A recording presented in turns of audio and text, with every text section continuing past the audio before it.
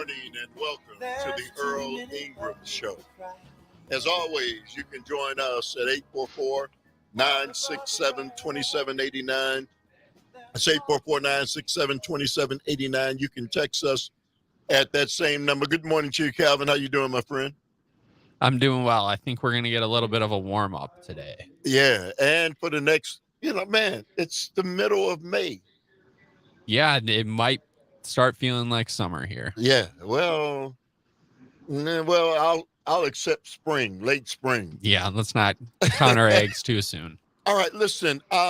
It's Wednesday. It is Wednesday. Yes, it is. It's Wednesday, so that means none other than our good friend Dr. Robert Craig, Executive Director of Citizen Action, will be joining us. But I have a very, very special guest who is joining us this morning, Miss Mary Sanderson.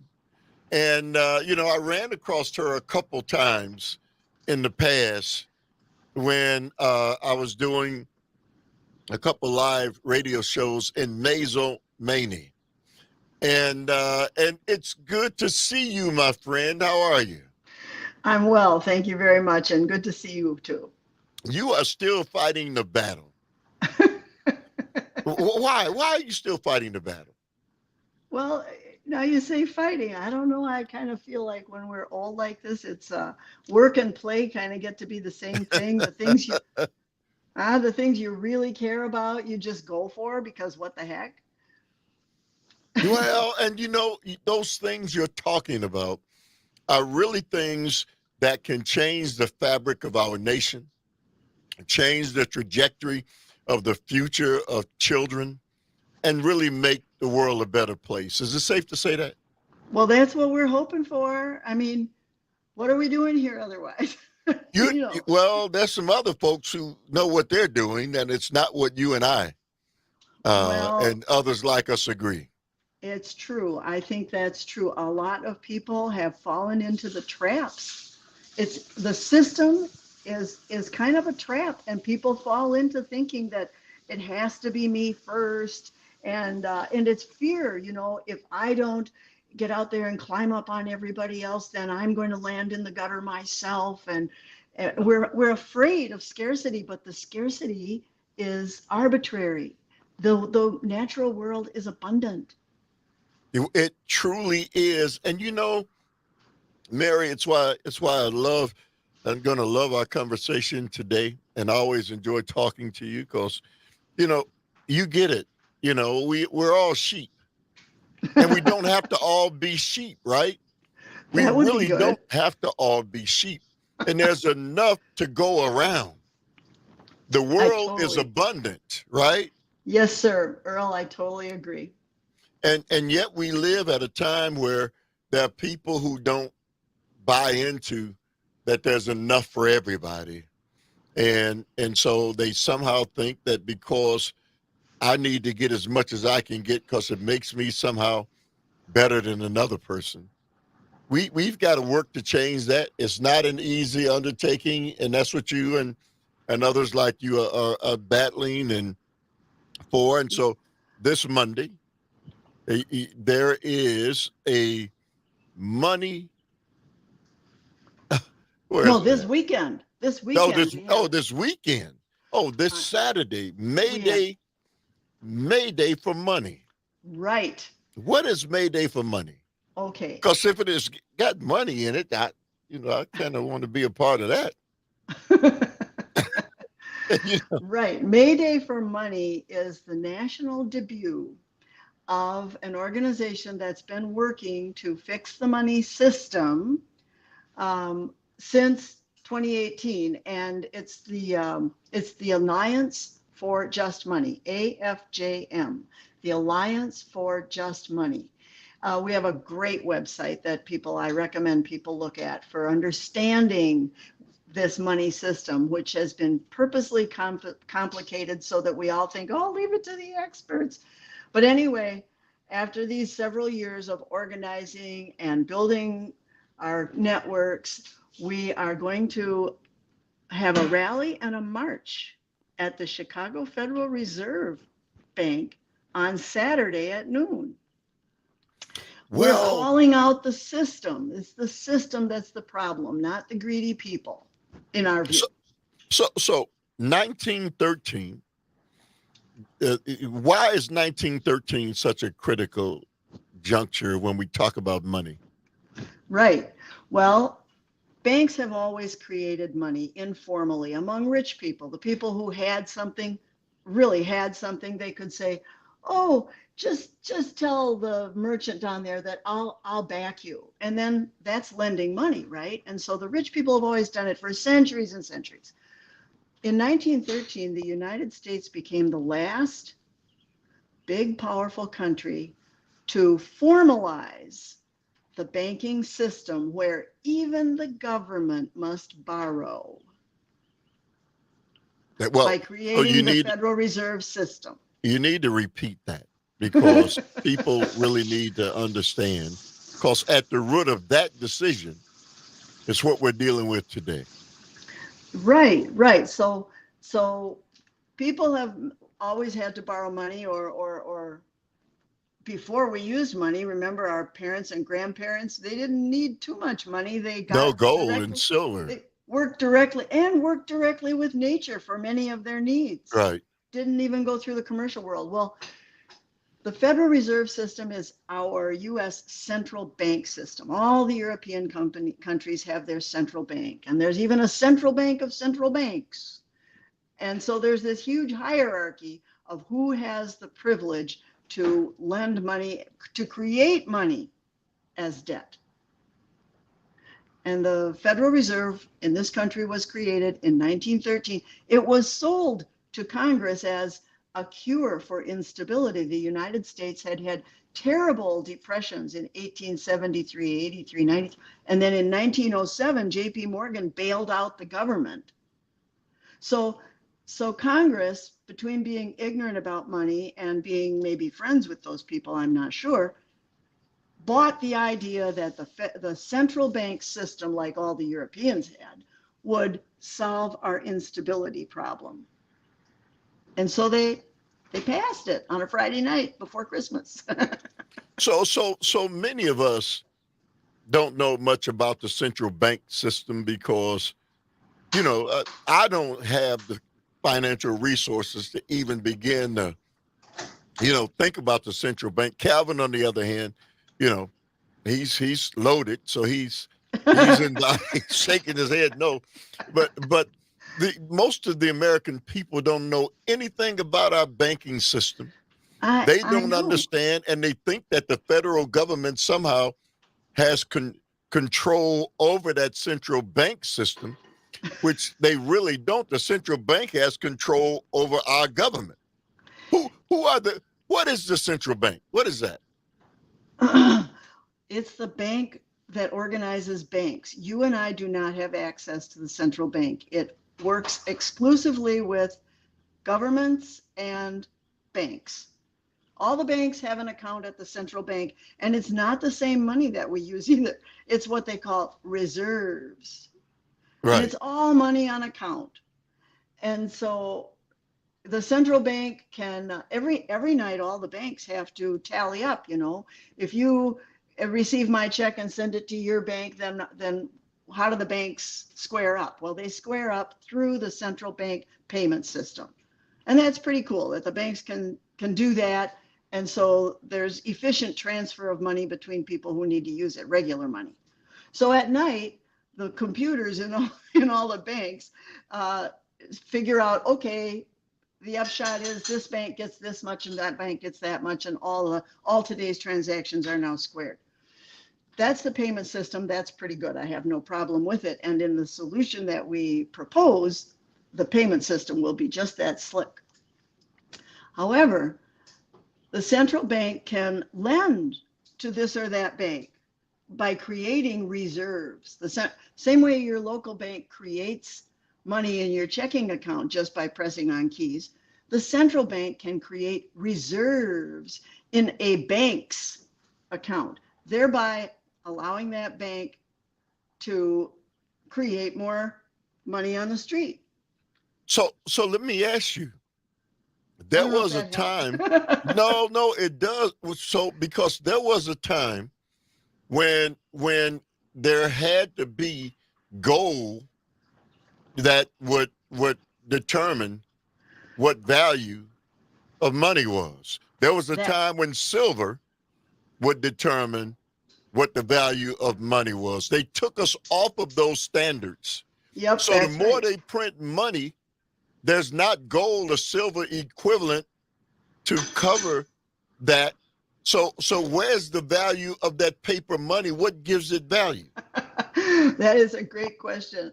And I want to answer it. And yes, you're right. Gold and silver used to be the standard and now it's not. But you brought up something a minute ago that I like to respond to, that we don't know. However, our grandparents, they knew it was front page news, talk about the money system, Right. talk about, oh, a central bank or not a central bank, and what will happen if, and it was, everybody was in the debate. It was kitchen table talk, and people tried to understand it. People did understand it, but like since the 30s, oh, we don't teach it at school. Kids don't need to No. know about the monetary system. And by the way, uh, it's better for the people in on the inside that If the the others, people the rest don't of us, know. do not know. Right. And so that's something to keep in mind, that we would be honoring the grandparents if we decide to take this on and wrestle with it as people who pretend to have a democratic system.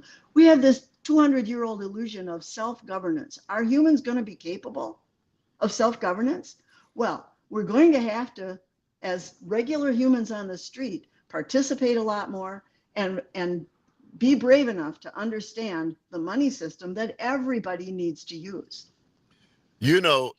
Mary, we've got some text messages. I'm sure people will be calling the phone lines, 844-967-2789. A very interesting conversation with a wonderful, wonderful lady, Miss Mary Sanderson, and who I had the pleasure of meeting in Mazomanie a couple times when I did some live remotes from there. She's here to talk about May Day for Monday, this coming Saturday in Chicago on the Earl Ingram Show. 844-967-2789 is the number. Thank you.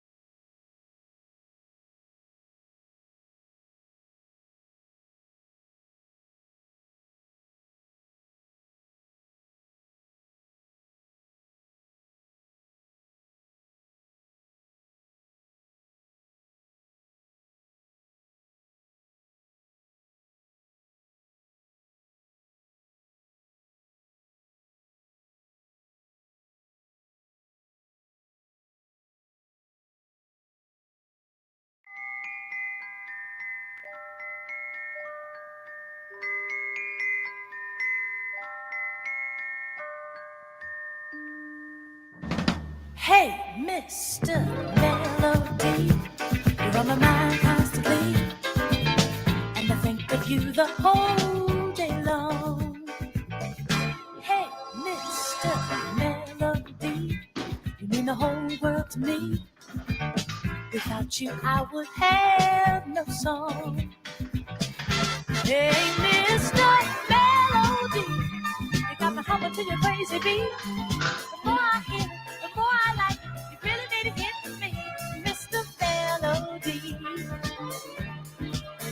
Mr. Melody, you are my melody. All right, welcome back to the Earl Ingram Show. As always, you can join us at 844-967-2789. You can text us at that same number. I'm joined by the most wonderful person, Miss Mary Sanderson.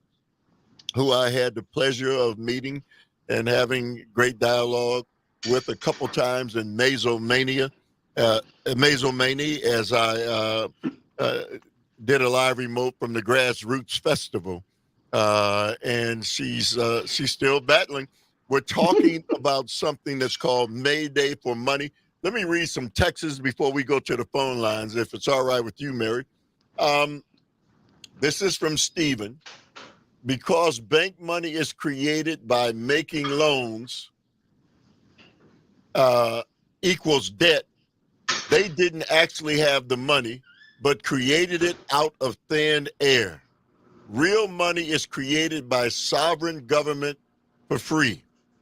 Tony, I remember Ron Paul saying, audit the Fed.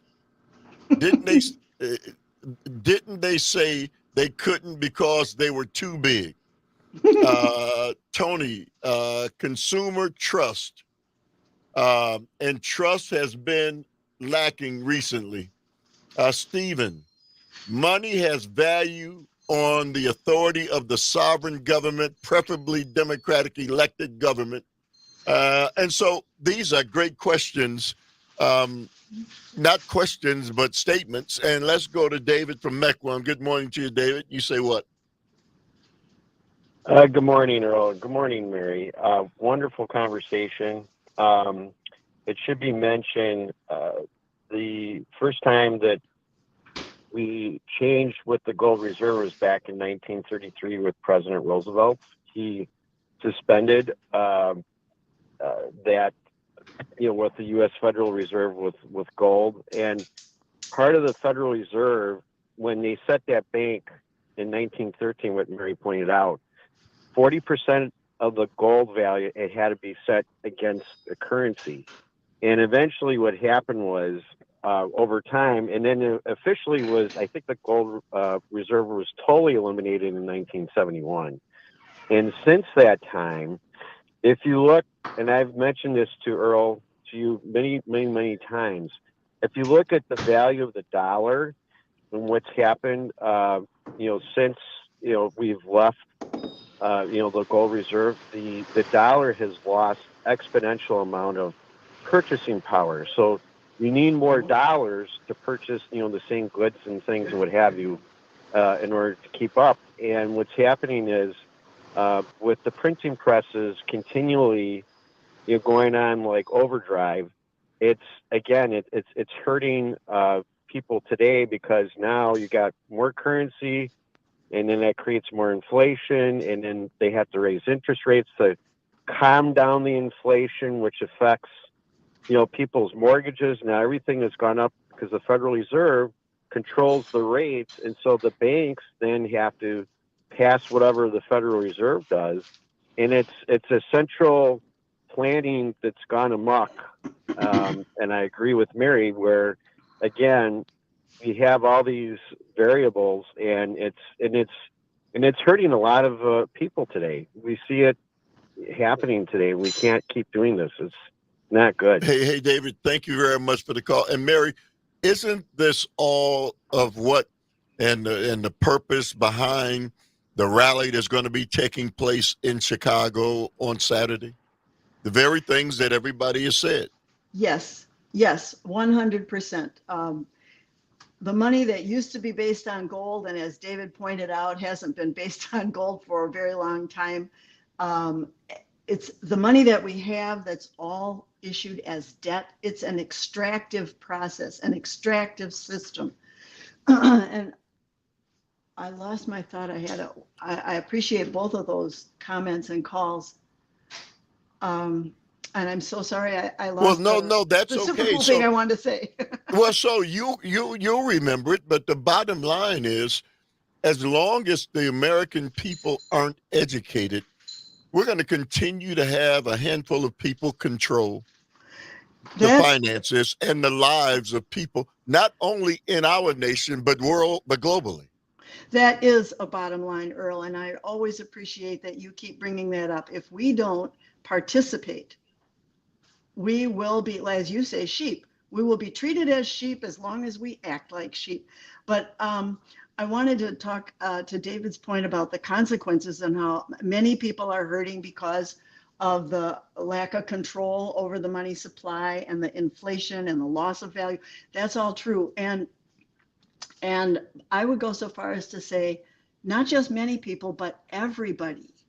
Everybody is subject to the instability of this system. This system is a series of booms and busts. That's in the system. Anytime there's good financial times and people feel like they're okay with money, there is going to be a bust and a crisis, and people are going to lose their assets, their real property, to the banks and the centrally controlled wealth and power. That's how power has gotten so centralized, by extracting wealth constantly from the people. But even those people in charge, they also are suffering the extraction from nature, the loss of species, the environmental hazards, and their grandchildren are not going to have resources any more than us poor people's grandchildren are going to. The youth today have this fascination with dystopic literature and violent music, and they think of the world as a very horrifying place to move into, and it is becoming like that. And we argue that it has a lot to do with the extractive bank credit money system. But That can be surely, fixed. Mary, this can't be democracy. We talk about democracy, We and do.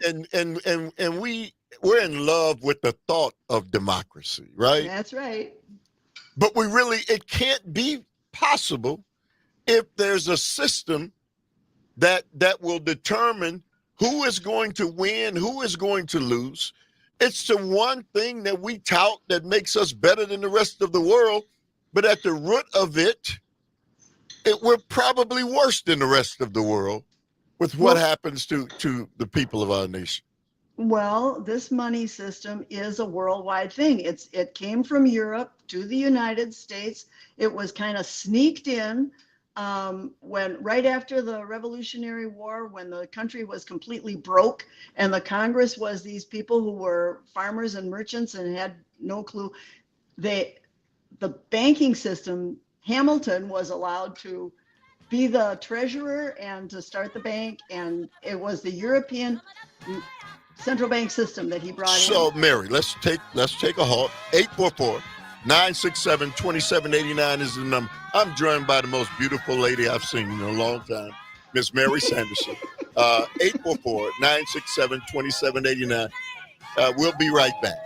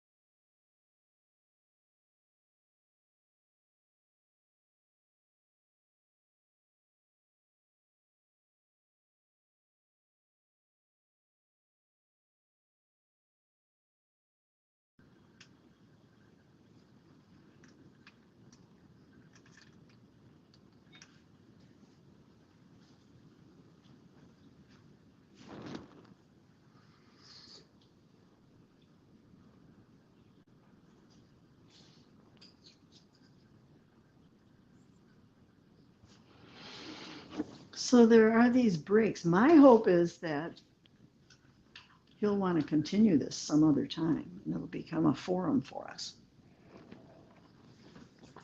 I don't have to be the one on all the time. There's all these other people who know more than I do. Oh, you found dinner. Good. Yeah.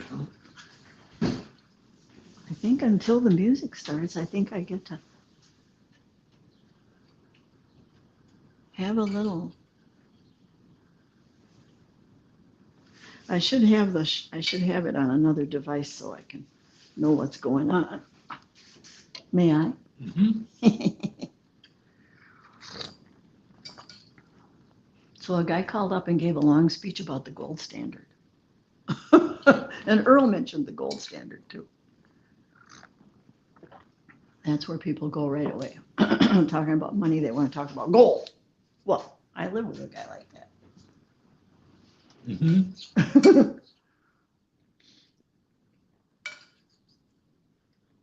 What they say about gold? That the problem is that the gold standard was taken away.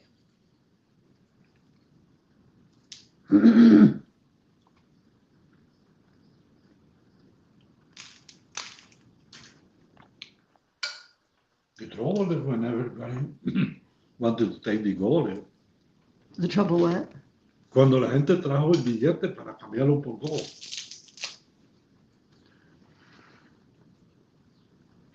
Yes. Las naciones It, trajeron el billete uh, en barcos, en lo que fuera.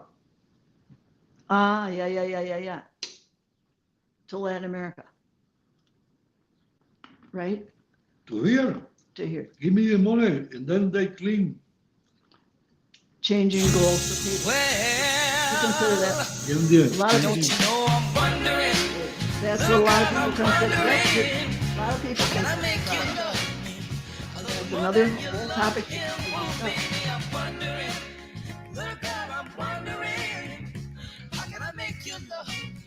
A little more than you love him, oh baby. Jimmy was your sweetie pie, your precious one. And I knew you used to love the very girl he walked upon. One day Jim Papa told him things were looking down. And they packed up everything they owned and left this little old town. Each tear I cried for you, closer our lives grew. I fell in love, it's true. And you say you love me too, but baby, I'm wondering. All right, welcome back to the Earl Ingram Show. As always, you can join us at 844-967-2789. You can text us at that same number. I'm so excited to have on a wonderful, and I'm gonna call you a friend, Miss Mary Sanderson, and I met her several years back, and probably as recent as last year. I think I was in Mazelmania last year. And, Yes, sir. you know, doing the Grassroots Festival, a couple of live remotes, and we got to meet. And so she is a part of what is really, I think, a really educational moment. It's called May Day for Money. This coming Saturday, it's in Chicago, May 18th. Stand up for economic and monetary justice. And Mary, before we go back, I've got some more texts. Can I? Yes, I just say a ma'am. little bit more Absolutely. about May Day for Money? Come on, absolutely. You're the Thank star you. of the show. I want to make sure everybody knows, because Milwaukee isn't that far from Chicago, and people in the Waukesha area might want to join us. It's not just the rally. This is a big educational weekend that we've been planning for months, and we're all excited about. On Friday evening, we're going to start with a film screening and discussion about a new film called Outgrow the System, which is the environmental focus on the money problem, or it's an environmental focus, but it does mention the money problem, which is always just mentioned as a sideline. But so that's going to be at the Climate Action Museum. However, it can also be accessed online. If you cannot go to Chicago, but this interests you, and you don't have a big date on Friday night, you can go to the Alliance for Just Money website, Alliance for Just Money. It's called monetaryalliance.org online. And you can register, you can receive a permission to see the film at home at your convenience, and then you can be on a Zoom to be in the conversation afterwards. Then on So what is it called again? monetaryalliance.org. Okay. monetaryalliance.org. Okay. Then on Saturday after the rally, we're going to have a play reading of a parable of on monetary reform, and it's all volunteer amateurs who have had a lot of fun training with a professional director, and that's going to be a lot of fun. It's going to be at the High Chicago, which is the hostel downtown on East Ida B. Wells Drive, and then Sunday morning we're going to have food and fellowship and some teach-ins at the hostel again. That's 24 East Ida B. So if you can go to Chicago, great. If not, I'm hoping a lot of people will like to see the film and register for the conversation on Friday night, and just check out our website.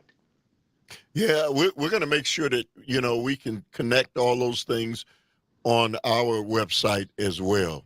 Oh, that's beautiful. Thank you. Well, no problem. So, Stephen, no, this is Tony again. The wealthy view bust as a great time to buy up cheap assets. I don't think they mind bust. Stephen, this private bank money system extracts wealth from the economy and society and funnels it to the bankers at the top. Right. Money I'd like to comment. Go ahead. I'd like to comment on Tony's comments about busts, that the wealthy don't mind busts, the ones who survive. But at those top levels of wealth and power, there is also brutal and ruthless competition, and they can fall too. You can be a billionaire today and a nothing tomorrow. So the instability does affect even the most powerful people if they can't stay on top of the pile. It's like that little kid's game.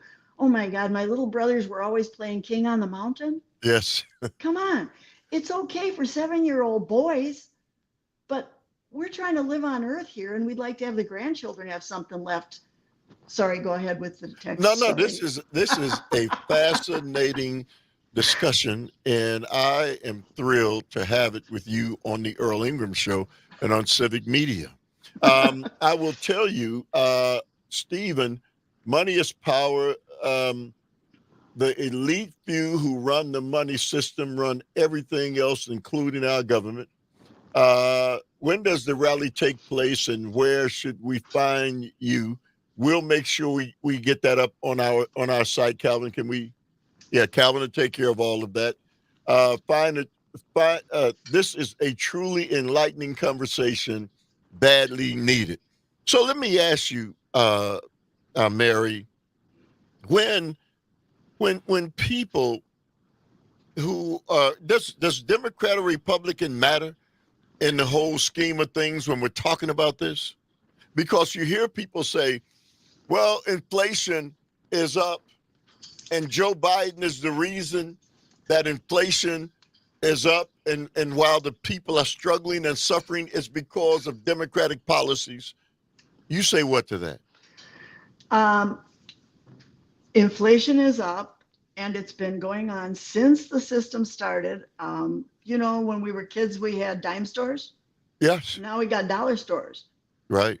Your 25-cent cup of coffee is $4 now. That has happened over the entire century under this system. I would say that Democrat and Republican doesn't matter as much to the inflation problem as the underlying banking system matters way more. Then as far as us trying to be a democracy and Democrat and Republican, sadly, at this stage, because the power has been very concentrated over this 100 years and the 300 years before that when Europe already had the system, the power is very concentrated and does control both parties. That's a sad thing. We do still have the vote. We do still have freedom of speech to talk. We can have this conversation on the radio without personal consequences, right? Nobody's going to come to my door with with a bludgeon to death. Right. That counts. That totally counts. And as more people become engaged and excited and interested, we're going to have more fun. So based on the premise of Mayday for Money, in the 1980s, they were talking about an unbelievable $2 trillion deficit. In the 1980s, I remember it was, hey, the sky is falling. We've got a $2 trillion deficit. What are we going to do? It's over 30 trillion, 34 trillion and counting. Yep. So that is what is at the root of all of these different things. Our nations are so indebted. And who are they indebted to, Mary?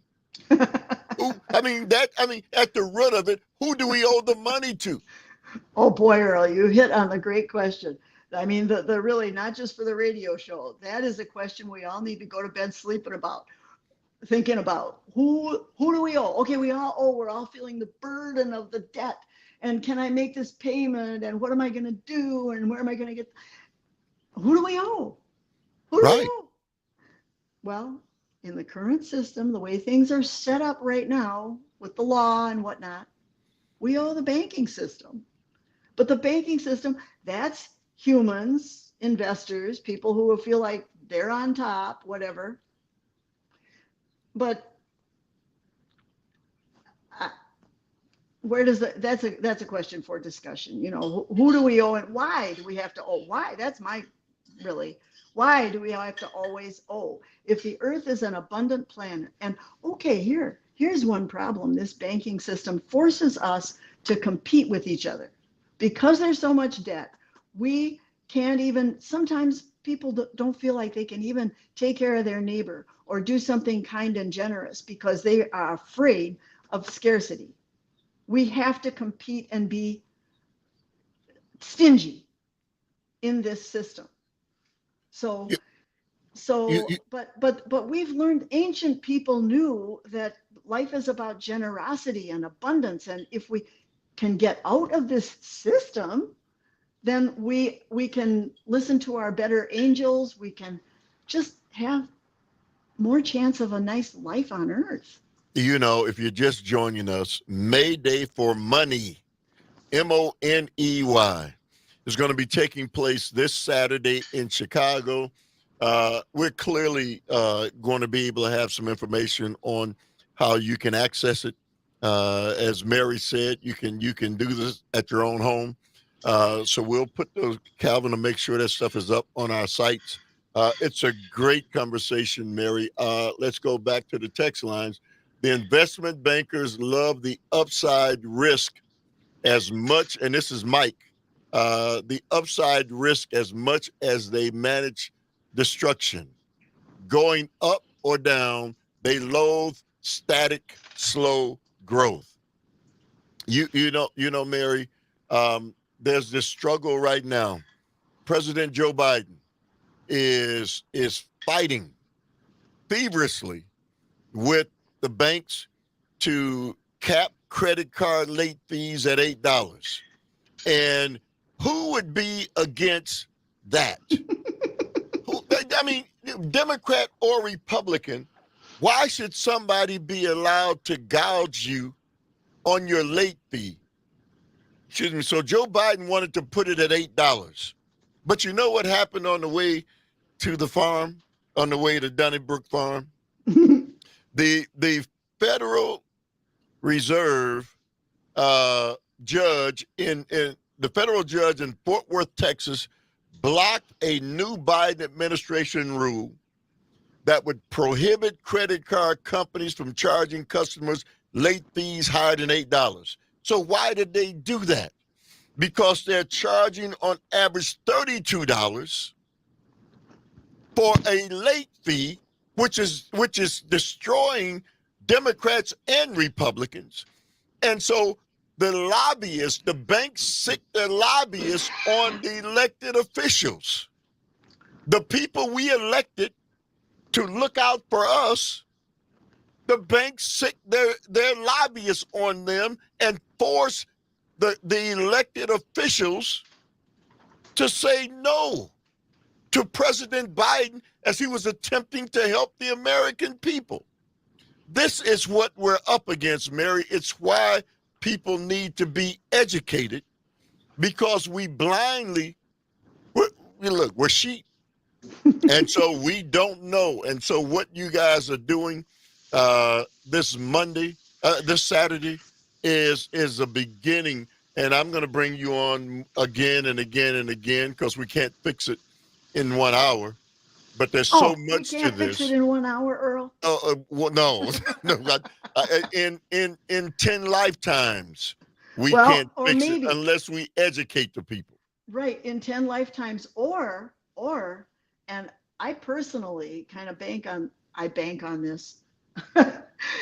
I trust this system to keep bringing the crises. And first, let me say, I really appreciate that you bring up this effort Joe Biden is making to cap the credit card fees, extra fees. That is just shameful and horrible. And how you're right, the people who foil him, it's because they're on the wrong side of things. But this system will keep bringing crises, and crises can generate real change. So it's not like step by step, slowly. No, suddenly there's a big change. And if we can be ready to make it a good one. All right, 844-967-2789. Text us at that same number. You heard it from Mary Sanderson, 844-967-2789 on the Earl Ingram Show. Losing you for sure. And the pain I can't endure, baby, I'm worried. Really worried. I wanna make you happy. Really, truly happy, baby, I'm wondering.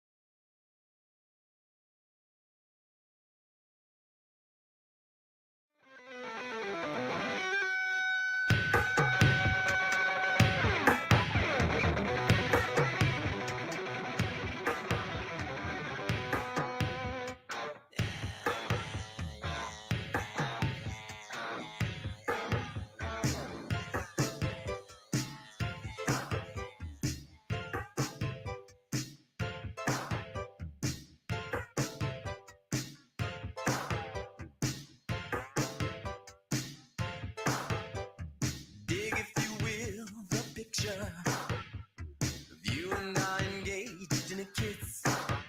The sweat of your body covers me. Can you, my darling, can you picture this? Dream if you can, a courtyard, an ocean of violets in bloom. Animals strike curious poses. They feel the heat between me and you. All right, welcome back to the Earl Ingram Show. As always, you can join us at 844-967-2789. Text us at that same number. My guest is Miss Mary Sanderson, and she is here to talk about, again, this coming Saturday, May Day for Money. It's going to be taking place in Chicago. Let's go to Lynn from Oconomowoc. Good morning to you, Lynn. Thank you for calling. You say what? Well, I started in banking in the early 1970s. I worked at a bank that asked me to sell their Elan, one of the first credit cards, and they wanted to put it in my husband's name. He was a student and I was working. And I said, I'm not selling your card if it's not in my name. So I may have initiated having the Elan credit card in Oh, really? initiating women. Yes, this was maybe 1972. I took money in banking in college. I don't remember much because I did end up on the lending side, which was much more fun than being a teller. But when I was a teller, I bought and sold treasury bills. I invested the bank's surplus funds. But a lot of our debt is owned by the people in the United States. I believe it's about 70%. And certain things I don't understand was why the marijuana industry just doesn't create its own banking system. I had an acquaintance who was going to start his own bank, but credit unions used to be able to be capitalized by about 500 members and 5 million in assets, which, I mean, it sounds like a lot of money, but you get a few friends together, 500 of them, and you could create your own credit union. And I believe they have changed those rules. But so I was involved in bank, and the best way is maybe to own bank stock. Well, Lynn, everybody can own banks and bank stocks, and the majority of the American people are at the whim of those banks. I would like to ask Lynn a 70 question. Go ahead. Go ahead, Lynn? Mary. Lynn, hi, how are you? I want to ask you a question. I'm well, thank you. This is so interesting that you've had all this experience and you've worked in banks. And I wonder did you realize when you were a loan officer, did you even know that the money that you were putting into people's accounts was being created at that very moment by your bank? Or did you think it was coming from somewhere? Oh, no, I really am a proponent of creating money. And that's how you create jobs in the country. I ended up in economic development and actually lending money through NGOs. Oh, So yes. So, well, then you might have a strong opinion too about the private banks lending for their own purposes to build their own power base and so forth, as opposed to what if there was true democracy and a truly representative government was in charge of creating that money by lending even at 0 or 1% interest, instead of lending to build power, lending to distribute wealth, to allow people to distribute wealth among themselves, a different purpose for the money creation. How would you like that? well, I'd have to go back and look at what the current laws are regarding credit unions.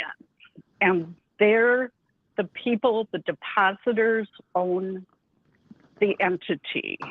But I haven't been involved in banking other than having accounts recently. But I know the laws changed, but there used to be like a little credit union and over on just north of Brady on Humboldt. Well, And they had neighborhood credit unions. Lynn, I wish I had more time, but I'll tell you, I make a commitment to Mary that we will have Mary back on again and again and again, because there's so much here that I would be remiss if we didn't have her on more, because nothing's more critically important than this conversation, especially right now. And Mary, we didn't talk, and thank you very much for the call. We didn't even talk about the defense spending. and why and the money and what happens to it. So, Mary, let's talk again about tomorrow, about Saturday, and that information quickly. Right.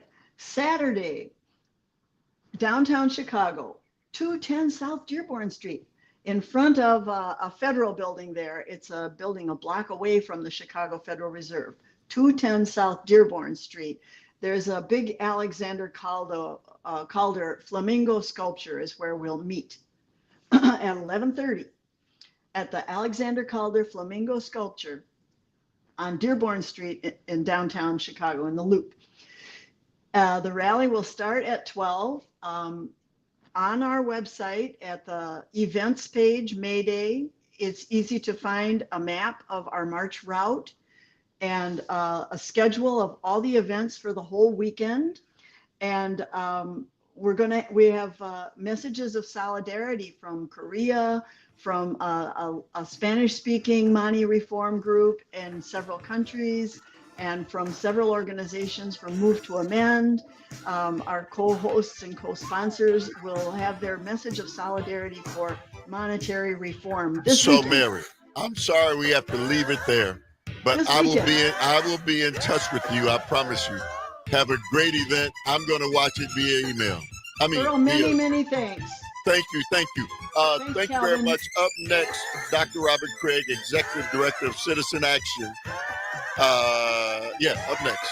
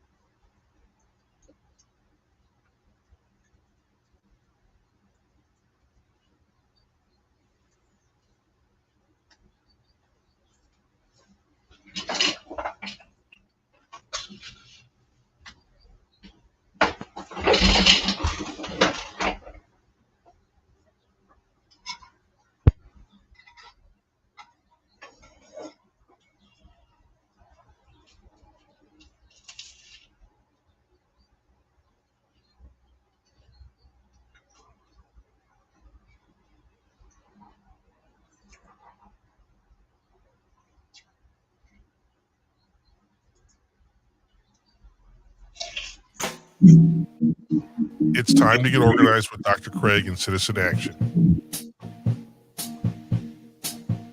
Working for democracy and taking on economic, racial, and environmental issues across Wisconsin and around the United States. Here's Earl Ingram with Dr. Robert Craig.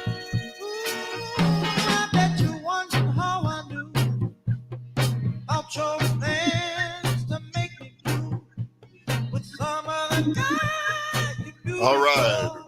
Welcome back to the Earl Ingram Show. As always, you can join us at 844-967-2789. That's 844-967-2789. You can text us at that same number. It's Wednesday at 9 o'clock. That means none other than Dr. Robert Craig, Executive Director of Citizen Action, is back on the docket. Good morning to you, my friend. How are you? I'm good, Earl. How are you? I'm doing fine, man. I just had a fascinating discussion with a wonderful woman who's talking about money, Mayday money in Chicago. They're going to have a great rally this weekend about the money system, the monetary system in this country, and all of the faux pas of it that we just don't know about, and the fact that we continue to suffer the way we do because of a monetary system that we as Americans trust but really don't know anything about. So it was a fascinating conversation. But Dr. Craig, I want to talk today with you more and spend more time on local politics and Wisconsin State session on Evers' vetoes. He vetoed, 3 dozen,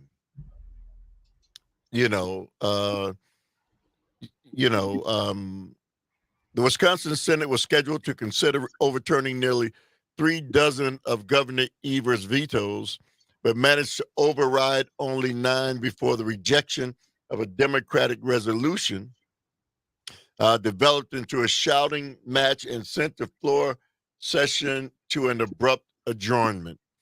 Now, Dr. Craig, most of us don't know much about these proposed bills and what the impact of them are in our lives. But there's certainly a perspective from the Republican side and one from the Democratic side. And Governor Evers has the power that was given to him. Not first, it was given to Governor Scott Walker by the Republican Party. And I think, Dr. Craig, they never even dreamt that power would eventually go to some Democratic governor.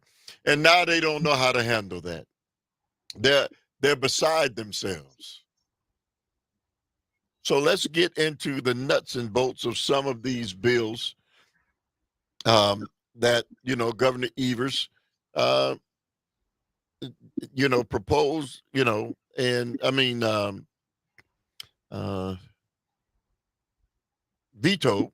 and now Republicans seek to override. Issues with the PFAS mitigation funding, and everybody's talking about that.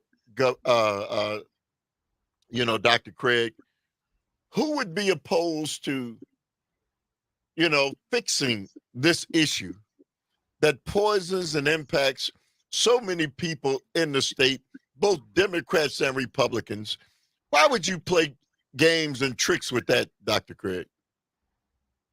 Yeah, and just broader perspective, there's an override majority, an artificial one because of the gerrymandered maps in the Senate. This is a 50-50 state. There shouldn't be a party that has such a big majority can override a governor, actually. But they do in the Senate, not in the Assembly, unless they, and both houses have to override and veto in order to make it law, unless they pull shenanigans like call a rapid session when a couple Democrats are out of commission. Maybe someone is unexpectedly in the hospital or something. Then they could potentially override the vetoes. But this is probably just for show.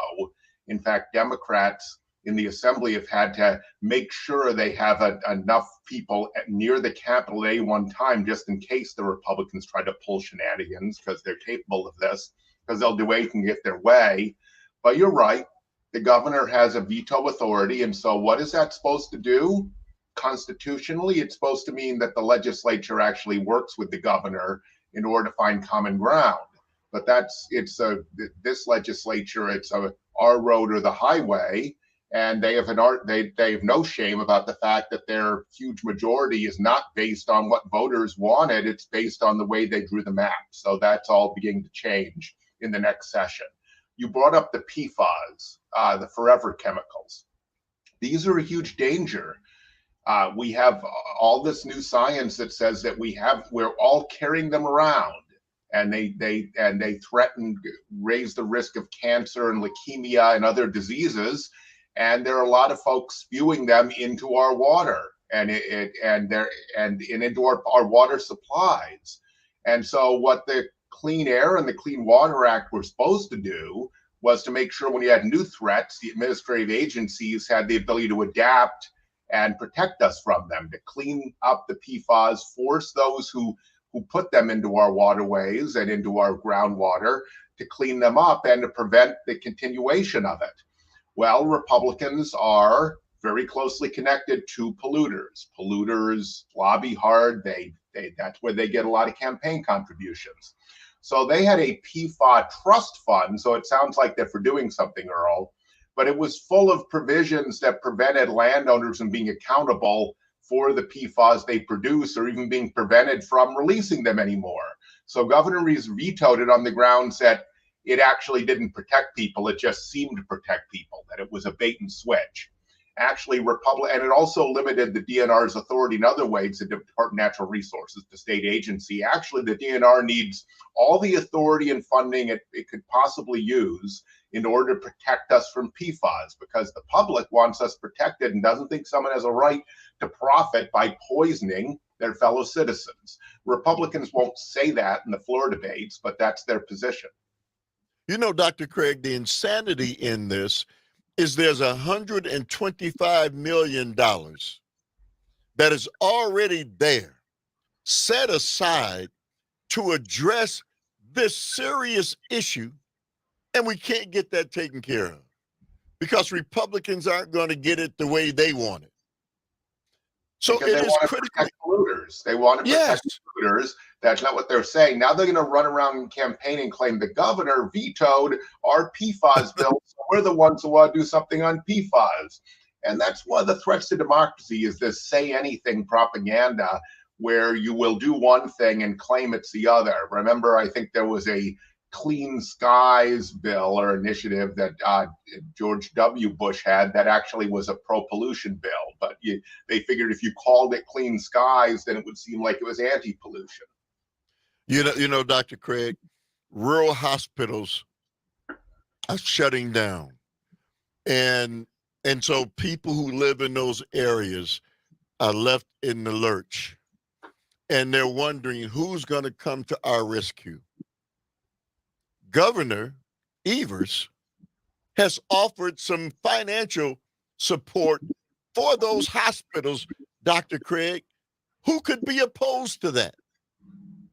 And yet Republicans somehow don't like the way the money is going to be spent. They want it spent their way on emergency rooms, but not to allow the hospitals to fund. Dr. Craig, I mean, I don't know if rural people in the state really know the truth about the things that are going on. And one of the reasons why it's so good to have you here is you can point out the deficiencies in the stories that are being told. So what is going on with the hospitals, the rural hospitals, Dr. Craig, and who's supporting them and who's not? I'm going to have a little different take on this one. Guys, we're very involved in this issue. We have members up in the Chippewa Valley in northwestern Wisconsin, Eau Claire, Chippewa Falls region. And so what happened is one of the hospital chains abruptly left the area and closed 2 hospitals and 90 clinics that were part of that system, the Privia clinics, Sacred Heart Hospital in Eau Claire, and another big hospital in Chippewa Falls. Actually, the fundamental cause, the root cause of this is that we have massive predatory competition going on between huge hospital monopolies, growing monopolies, and the bigger chains are putting the smaller chains out of business. Kind of like Walmart putting Shopko out of business, or your local your local stores near downtown being gutted by the Walmart Planet at the edge of town, and because they have unfair advantages. Now, the hospitals got themselves deregulated in the 80s. So the root cause of this is the money grab and the ever bigger and bigger hospitals. Okay. Right. So Governor Evers is the 15 million without strings attached would help, because there's a huge hole in the healthcare safety net now. The hospitals that are closing were doing the less profitable care, like the mental health and the primary care that Mayo and Marshfield and Oakleaf Clinic, another for-profit enterprise, they just came and glommed off all the very profitable cancer services and advanced care. So that helped fatten their bottom line, but it undermined the smaller health system. And so the 15 million is a Band-Aid. The dispute is even smaller than that. The Republicans are targeted for only certain things, when in fact it's very unclear that they have any basis for that. So Governor Evers wants it to be just generally what is useful. But in this case, both parties up to now have now offered real upstream solutions, get to causes. They're dealing with symptoms, and 15 million isn't very much when you think about how the cost of healthcare and its provision. So Governor Evers is right, but it's a question of which Band-Aid is better. I can't say what the details are, but on Friday I will be in Eau Claire and announcing with Senator Jeff Smith, who's quoted in the articles on this issue, offering some much more fundamental solutions to the hospital crisis, because it's going to come to other areas of the state. The hospitals and the huge ones and their grab for more and more money have created a very unstable situation for provision of healthcare in the state of Wisconsin and around the country. You know, Dr. Craig, I was going to ask you if you had some solutions, some ideas, because clearly they are needed, and this back and forth is not the answer. On the other side, Dr. Robert Craig will respond to that. Our phone lines are open at 844-967-2789. It's Wednesday. That means Wednesdays with Dr. Craig, Executive Director of Citizen Action, and you on the Earl Ingram Show at 540 AM WAUK here in Waukesha and Civic Media.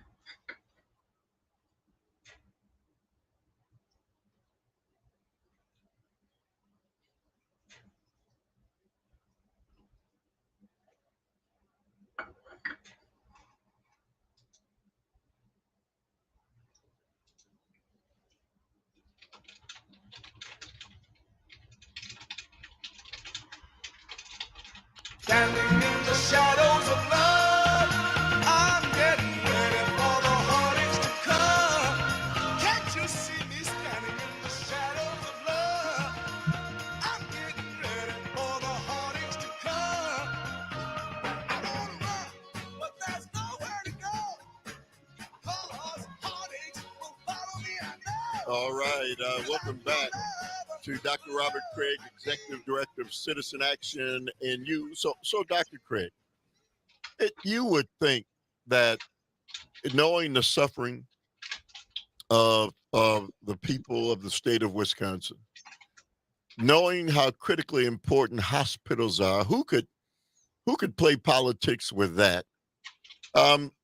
What is the solution? I mean, for-profit hospitals. I think there was a time, maybe I'm, mistaken, but I do recall a time when there were so many hospitals around and profit wasn't the bottom line. But these major hospitals, I was talking about this the other day, Dr. Craig, in Milwaukee, there's one that the expansion of what they are doing is just unbelievable. No small hospital can compete on a for-profit level, Dr. Craig, with these major behemoths that are where they are. What is the answer? What is the solution? Well, you're completely right, Earl, that originally hospitals were built as charities. I mean, quite Yes. literally in some cases by nuns taking a vow of charity. The ones that were built up at Eau Claire and Chippewa Falls, the nuns refused to receive any payment and receive food in order to keep going as they raised money to create the hospitals.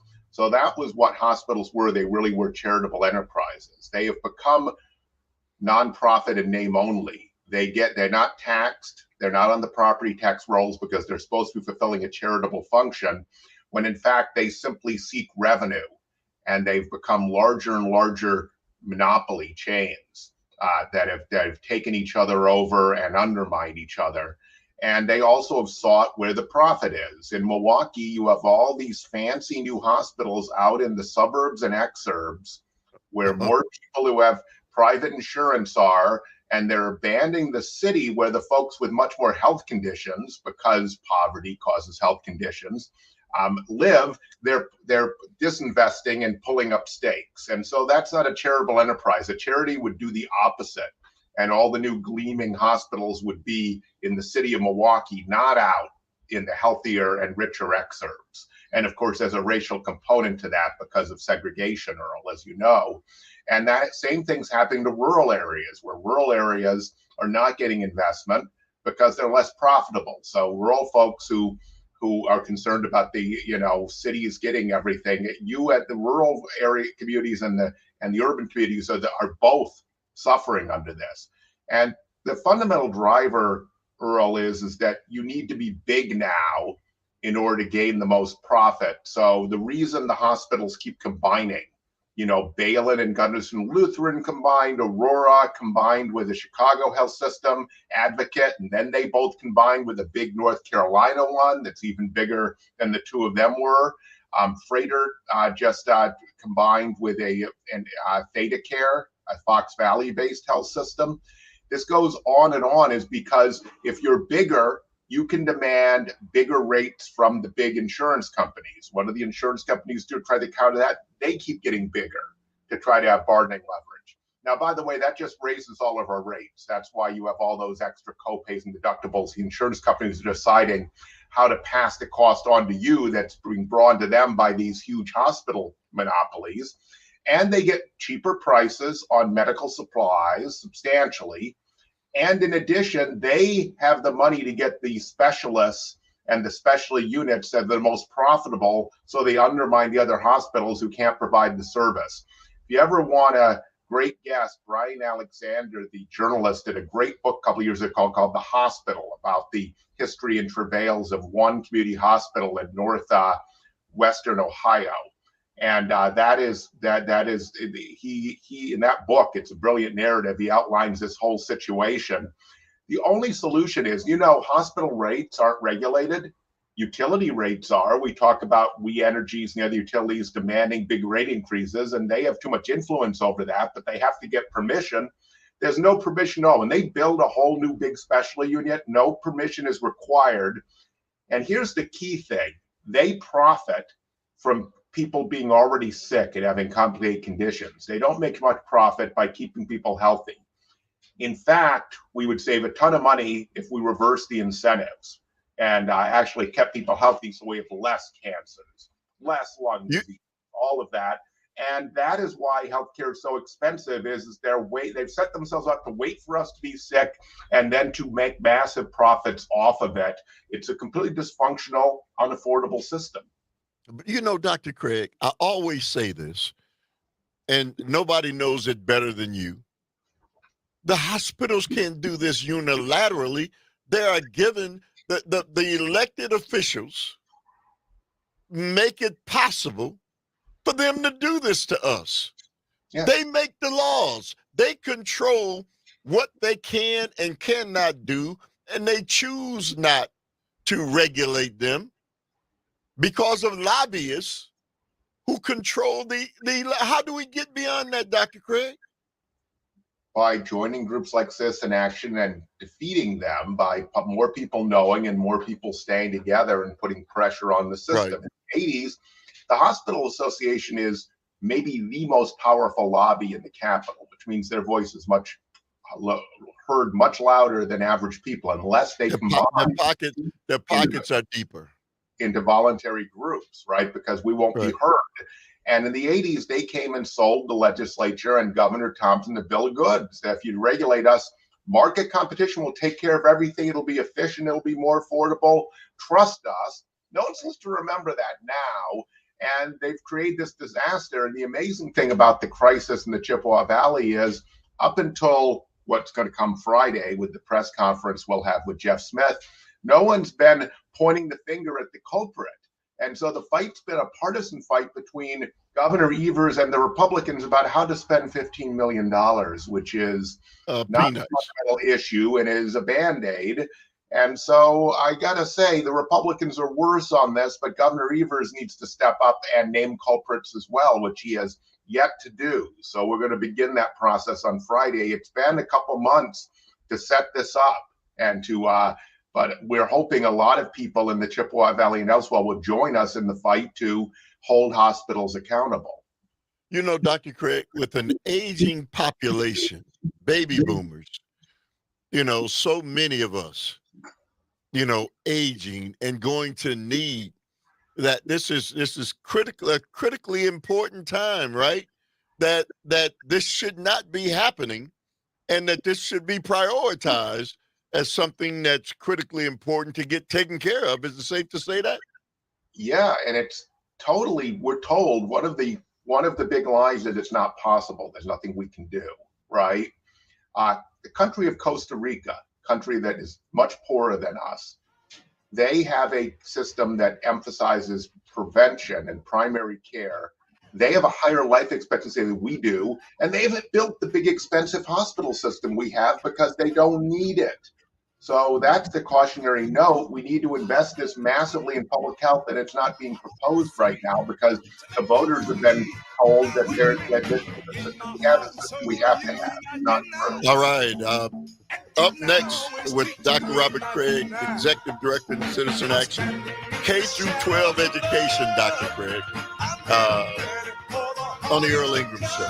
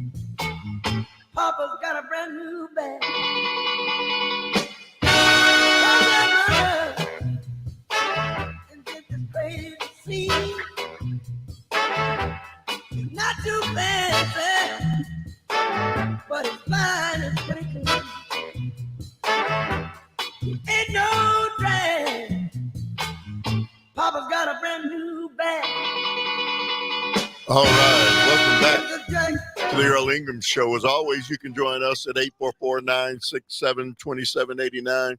That's 844-967-2789. You can text us at that same number. It's Wednesday. That means Wednesdays with Dr. Robert Craig, Executive Director of Citizen Action. So, Dr. Craig, education and the fact that we have a governor who understands public education. He was once the state superintendent of education in the state, and very few, I think, understand education as well as Governor Evers. But Dr. Craig, you know, I I do I do understand for those who want to push for private voucher education and why they do and why they think public education is something that we've gone beyond. But why is it that Dr. Craig, that Governor Evers has to sue the legislature to get them to understand, how K through 12 literacy, what could be more important than educating the masses of the students, Dr. Craig, in a society? I don't understand, again, although I do, but you can explain it better. I'll say it's got everything to do with people looking to privatize and make money off of education. But you look at nations like, China, Dr. Craig, who at one point in time had an illiterate populace, and realized the importance of educating the masses of their people, and look at them now. You could say that about Cuba under Castro. There was a time when the Cubans were all illiterate. He understood the importance of educating all the masses of the people. Why are we having such a hard time in this country, Dr. Craig, with that? With global competition, if we don't get this fixed and worked out, our nation faces, unfortunately, a terrible future with a global, with global competition.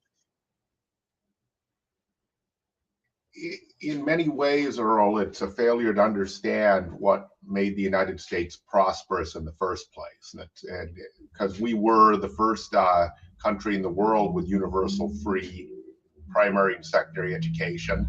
And one of the reasons for our rise to a superpower was how much better educated our workforce was and our citizens were than the rest of the world.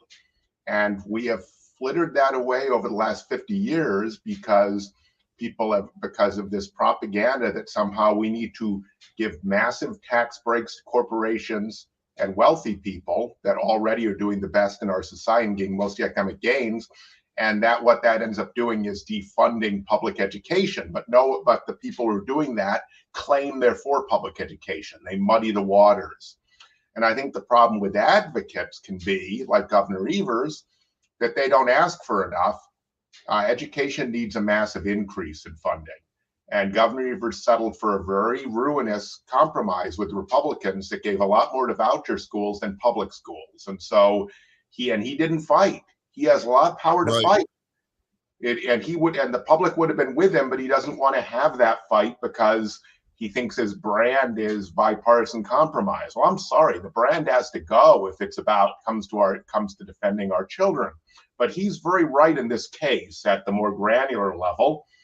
The legislature, the governor, they agreed on funding for literacy education, and literacy is critical with evidence-based methodologies.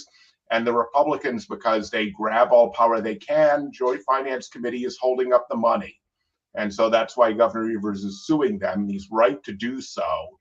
But I don't want to give everyone the impression that this funding is all that is needed to repair the chronic underfunding of schools for quite some time now, especially since we got the gerrymandered legislature. We need to make them whole. And we need to we like to run around saying that we want every kid in Wisconsin to have a first-class education. the Milwaukee Public Schools, which is our biggest school system and the poorest, and it is mostly black and brown kids who need more help to have opportunity. The school buildings were over 80 years old on average. You see all the gleaming new schools out in the suburbs, Earl, that are always going up, right? Oh, yes. And they have, of what they can count, $500 million in deferred maintenance.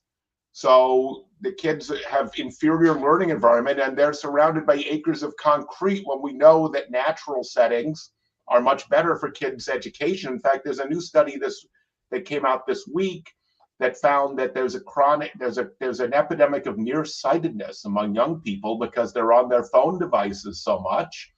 And if they're outside 2 hours a day, then that mitigates against the increased nearsightedness. So we're creating a generation of nearsighted people for lack of opportunities, say having nice natural areas where you can hold classes and have the kids outside a lot more that black and brown kids don't get for MPS. So we need a lot more, but the governor is correct that the legislature will do anything to block him. And really what I think it is, Earl, is there's a conspiracy to undermine public education. It's not popular, but it needs to be clearly explained to people so they understand which side is for public education and which is against it. And we need to embolden that side that's for it to do what's necessary for our kids, not just what is currently, not work within the current limits of a broken system. You know, Dr. Craig, it's no secret. Early childhood is one of the best indicators of preparing children to be successful. Governor Evers, budgeted $50 million. Still a mere pittance, as you stated, from the budget, from the state budget. But we can't even get that through. And this is an issue, the educational problem across the entire state, rural Wisconsin as well. Public education is under assault. And so, people in rural areas should as well understand what the battle and what the fight is about, because they're not just going after public education in urban areas. It's all over the state. When I talk to your brother, Ted, and others about it, they clearly explain what's at stake. And I don't know why, Dr. Craig, we can't get enough people to understand that if we don't fight this battle, all the other battles we're talking about will mean not much, Dr. Craig, if we don't prepare younger people to be successful. You can tell kind of the lack of interest in education. There's all this magical thinking that you can do more with less. We don't say that with our military. We don't say that when we expand highways, right? Then Right. Whole interchanges, and we have all these explanations why we need CEOs that make tens of millions of dollars, or executives of institutions like hospitals that we need to pay for the best.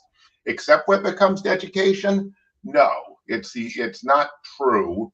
And there's been this shift in public policy that I don't think was ever agreed to by the public. So this is a threat to democracy as well. The polling continues to show that it's far more popular to fund and improve funding public education than to have tax cuts for rich people. But the Republicans march up and offer tax cuts for rich people constantly, who are already doing the best in our society, have done better than everyone else, gotten most of the economic gain over the last 50 years because they rigged the economy in favor of themselves and against the rest of us. Dr. Craig, you talk about, and you keep talking constantly, you keep saying and pointing to the same thing, that there's this attack on the people in this country by their own countrymen, by their fellow countrymen, not somebody from outside of our border. They've got us concentrating on the people coming from Mexico, from Guatemala, and from Central America, and they're the number one threat to the American people. No, they're not. There's a segment of the people in this country who have it financially, who don't want to share and who really don't care about their fellow countrymen, Dr. Craig. And those of us who are the everyday citizens who are fighting and struggling to keep food on the table, we don't understand that our fight is the same fight with those in rural Wisconsin, those of us in the city. And you guys are fighting. How do we get that message? How do we overcome that this I guess lack of understanding of who the enemy really is towards the average everyday working American citizen? It's easy to get lied to if your source of information is electronic, television, radio, social media. We need more people actively involved. And that's what also builds power and changes things. That's the essence of democracy, is people being involved directly in groups of other like-minded people to do things. And you're so right about immigrants. Immigrants are expressing the frontier and entrepreneurial spirit that made the country great, because we're a nation of immigrants and people who are willing to come and work hard and weren't expecting special favors. That's who they still are, even if they're from Central America. Central America, right. Instead of from Europe. It's the same thing. What's changed is people who want intergenerational wealth and want to be guaranteed it and don't want to have to work for it and don't want to share the wealth with everyone else to pay it forward and to create more prosperity for everything else. Public schools are one of the fundamentally building blocks of a democratic society, because everyone has access to it, and you become a community because you go to school with everyone else, right? And so that is part of the attack on democracy, is the attack on public education, and that includes college education, which for a lot of professions is a necessity, and you benefit from having more people who are highly educated, where it used to be nearly free in the 60s, public education, and was still very affordable into the 80s. And that's been undercut step by step as we've put money into weapons and prisons and big unnecessary highways. You know, Dr. Craig, and this is kind of the way I see it. You know, as my generation ages, and we can look back at how things were when we were young, we understand the changes that have taken place, and not for the betterment of the American people. Those of my generation see that, because as you stated, college was affordable. You could finish college and not owe a ransom that people owe today, that they never get out from under that debt. Can you imagine? Well, you do, you're a college educated guy, but can you imagine people graduating from college, Dr. Craig, owing $100,000? How do you can't pay off $25,000 in credit card debt maybe for your entire life? How are you possibly going to pay off $100,000 of educational debt? You know, we got to take a short hiatus. 844-967-2789 is the number. Dr. Robert Craig, Executive Director of Citizen Action, and you on the Earl Ingram Show. The thing like the boomerang. Hey! Come on. Hey, hey! Come on.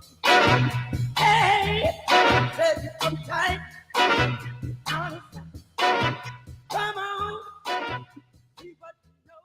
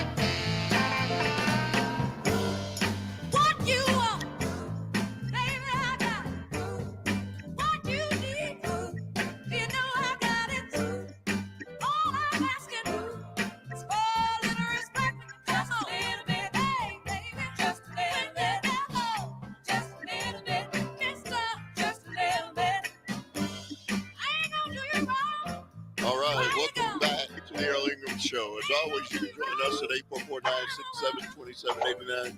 844-967-2789. Text us at that same number. It's Wednesday. That means Wednesdays with Dr. Robert Craig. Dr. Craig, how do you keep your head up, man? Yeah, how do you keep this fight up when you see, you're fighting Goliath, and you always say, and I'm so respectful of you because you always say the answer to this is getting more people. People power will somehow overcome, the real power. The real power, I guess, basically is still with the people. If the people only knew, right? And that's kind of what you shepherd. But sometimes it just seems so overwhelming. How do you keep your spirits and your head up? It has to come down, I think, to a fundamental optimism or faith, Earl, because we know we've done better before and therefore we can do better in the future. And the surest way to lose is to be cynical about it and defeatist. So how does a sports team at any level break through years of mediocrity or poor play? You have to have that fundamental optimism that you can do it and you can break through. The peril of freedom, Earl, is that people have the freedom not to do things. So you can choose not to be involved in your local community. Fact of the matter is, we wouldn't have a democratic country and the world's first large-scale Republican form of government with representative government if we hadn't a lot of people that were banded together in civic groups that were working for things. And that's how they knew each other, and that's how they came together. And that's why it was possible to think about throwing off the tyranny of a king in the 18th century. And that's how it was possible to imagine overturning slavery, for example, or achieving civil rights, or achieving labor unions and 8-hour workday and workers' compensation. In a number of states, a $15 minimum wage, not in Wisconsin because they rigged the maps. Hopefully we can get it if now that we have maps where people who could run on the highly popular minimum wage issue can actually be elected. Though the governor has not proposed a $15 minimum wage in his budget, he's made it 11 or 12. We need to push him on that. So it comes down to you have to have that fundamental optimism, but you also have to be serious about how to get it. And that means since people can choose to be involved or choose not to be because they're free. Now, eventually you can choose your way out of freedom. That's what could possibly happen in this next election. But the fact of the matter is we need to convince more people to play a role. And what you will find is there is a lot of depression out there because people are separated from each other and alienated. Right. There's an epidemic of loneliness, right? So it's also better for you to be involved. And people are no longer members of churches nearly as much. Church going has declined dramatically. That was a source of community and involvement. So it makes it even more important that people be involved in civic activities if they're not deeply involved in their church anymore. And the biggest religion right now is the nuns. It's nearly 30%.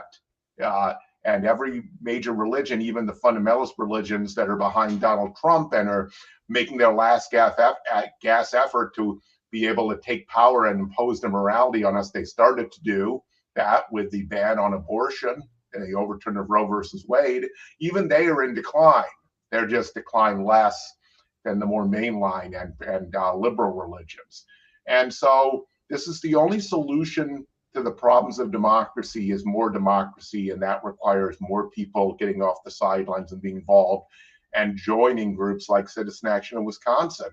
And we work on healthcare, climate change, and we win to elect people who will actually represent our interests.